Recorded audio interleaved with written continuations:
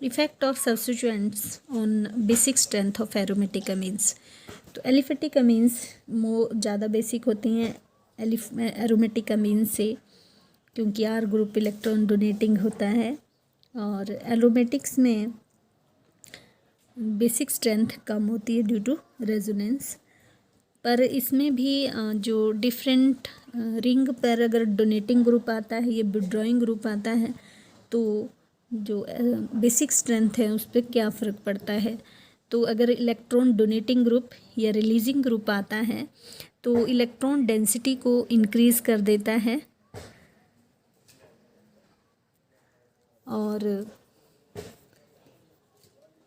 Basic strength उससे बढ़ती है, क्योंकि जो डोनेटिंग ग्रुप है that increase the electron density on nitrogen atom and stabilize the cation by dispersing its positive charge like this वे।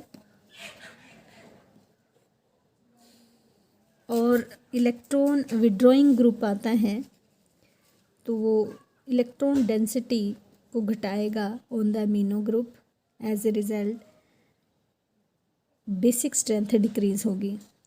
तो withdrawing group decrease the electron density on nitrogen atom and destabilise the cation by increasing positive charge on it.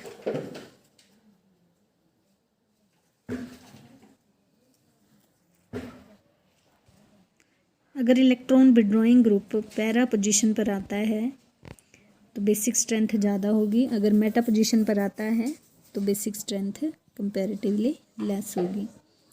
अगर electron withdrawing group para position पर आता है तो less basic in nature होगा, अगर Meta position पर आता है तो ज़्यादा बेसिक इन नेचर होगा कंपैरेटिवली।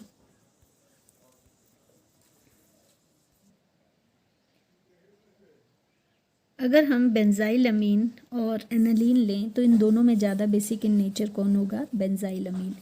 एनालीन क्यों नहीं होगा? क्योंकि ये जो लोन पेयर ऑफ इलेक्ट्रॉन है नाइट्रोजन एटम पर एनालीन में, वो कंजुगेट हो जाएगा with this pi electron pair of the benzene ring, और रिंग पर ये रेजोनेटिंग स्ट्रक्चर्स बनाएगा। ऑर्थो और पैरा पोजीशंस इलेक्ट्रॉन रिच हो जाएंगी और नाइट्रोजन के ऊपर पार्शली पॉजिटिव चार्ज आ जाएगा, तो ये इलेक्ट्रॉन फिर डोनेट नहीं कर सकता। बट बेंजाइल अमीन में ऐसा कोई भी रेजोनेटिंग स्ट्रक्चर रिंग के साथ नहीं बनेगा।